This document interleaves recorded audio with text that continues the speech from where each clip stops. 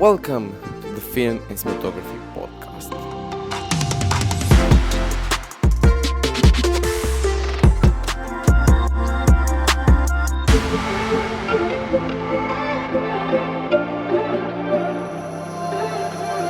What's up guys, I'm Alex and welcome to a new episode of the Filmmaking and Cinematography Podcast. In previous episode we talked a lot about making a film, writing the script, creating the pre-production, post-production, even parts of the shooting including visual storytelling and cinematography, but we never cover how to really do this shooting as a director. So this episode is perfectly dedicated to shooting and what parts of shooting you need to do when it's the production day. So we're going to talk about the actual shooting, also about filming BTS, interviews with the actors, and also taking a lot of pictures for different kinds of purposes.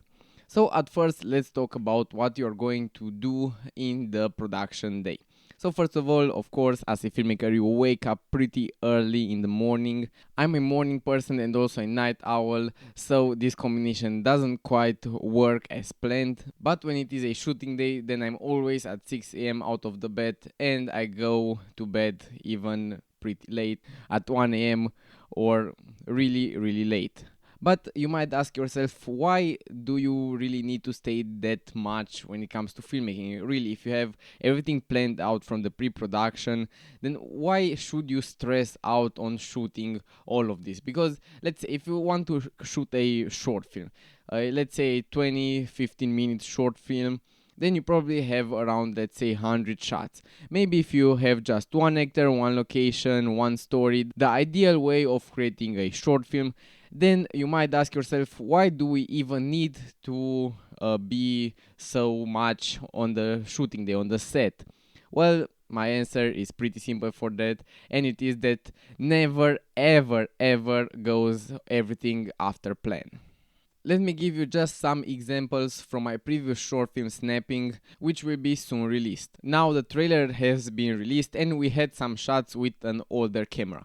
And as always, I forgot about taking some parts. And in my case, I forgot about thinking about that I need Polaroids because the film plays in the 1980s. So this means no digital camera, no digital, no printing them with a printer. You needed to take that film out of the camera and bring it to develop itself and become those actual pictures. So I forgot to take a camera. And also we had in the story that some monster, some supernatural creature or some ghost take pictures of a man while he's sleeping. So the horror part of this trailer. So it is impossible for a ghost to go and develop a film. No, who is going to do such things for a ghost? So the obvious reason was to go with a Polaroid. And in this case, I didn't have a Polaroid. So as always, things didn't go as planned, so this meant that I need to find some friend or anybody who could give me a Polaroid camera. So this was just one example of things that can go absolutely wrong and not on schedule. And beside those extra things that, let's say, you forgot something, or maybe you don't have some gear, you don't have some props, then sometimes things don't go as planned even when it comes to the shooting. So let's say you have in mind, this happened to me too by the way, let's say you have in mind that you're going to create a shot with a certain lighting setup. For example, you're going to have some overhead lighting, a top down, or whatever you're going to use.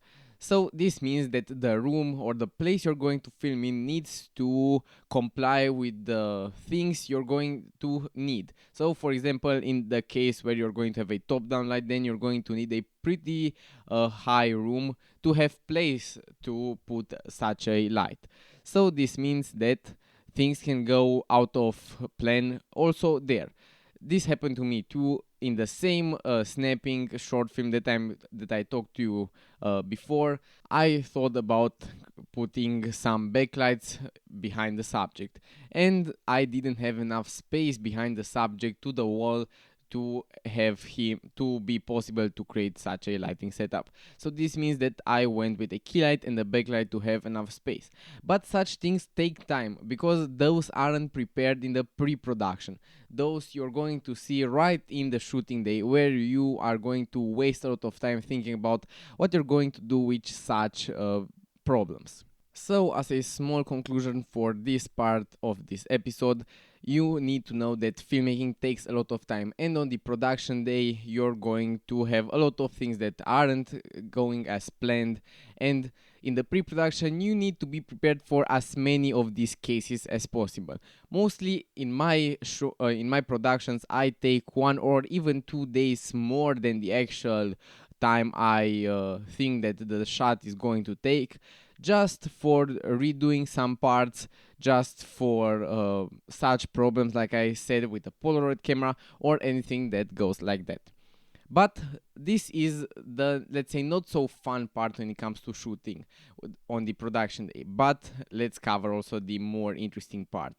So, for example, one thing I really love to do when it comes to filming is to shoot behind the scenes. And sometimes you are going to need a person to have a camera in the hand and follow you around as you film, follow the actors, follow the production, and so on. But sometimes you don't have this thing. In my case, on some videos, I am possible to ask one of my friends to shoot behind the scenes and help me out. Fun fact, he's the editor of this podcast too. But sometimes I need to find options to shoot behind the scenes also if I'm not possible to do this. So one thing I have done in the past before asking anybody to film behind the scenes for me, because I didn't have enough cameras, so I simply attached a GoPro right on my gimbal on my camera rig while I was filming, and I got some interesting behind the scenes with, let's say, POV of me or with the camera. Or what I also do is to attach the same GoPro. If it's not on my gimbal, then I attach it on a high tripod and put it somewhere in a corner uh, uh, to capture the entire scene.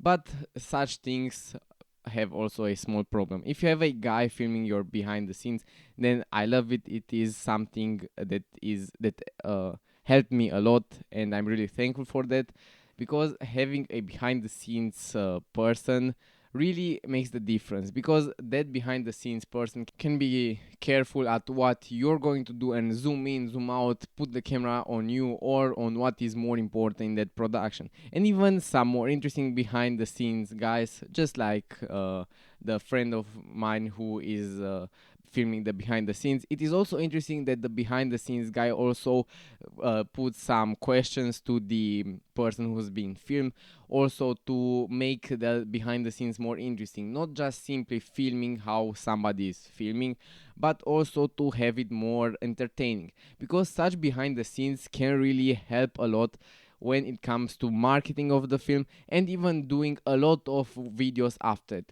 I shoot once every 2 months a short film.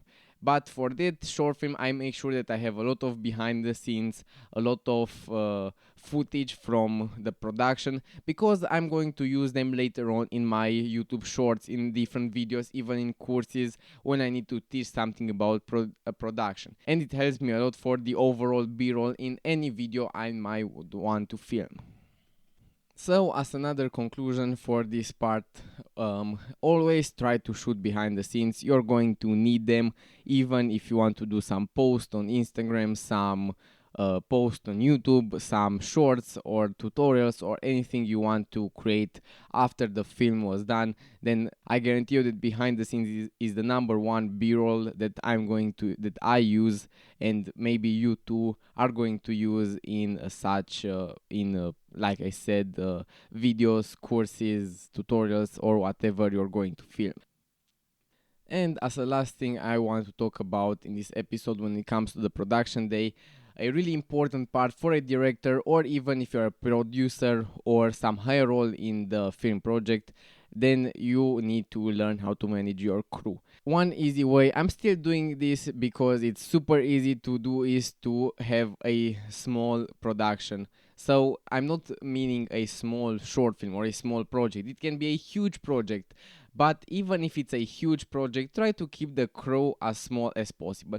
Some directors prefer to have a lot of people to do a lot of jobs, but in my case, even if I would have enough budget to hire somebody for every single role on the film set, hire a sound guy, hire a DP, hire a lighting guy, a guru, or whatever I want to bring on the production, I would still choose to have my crew as minimalist as possible. So in my case, I am the director, but I can also be the DP and also the one who shoots.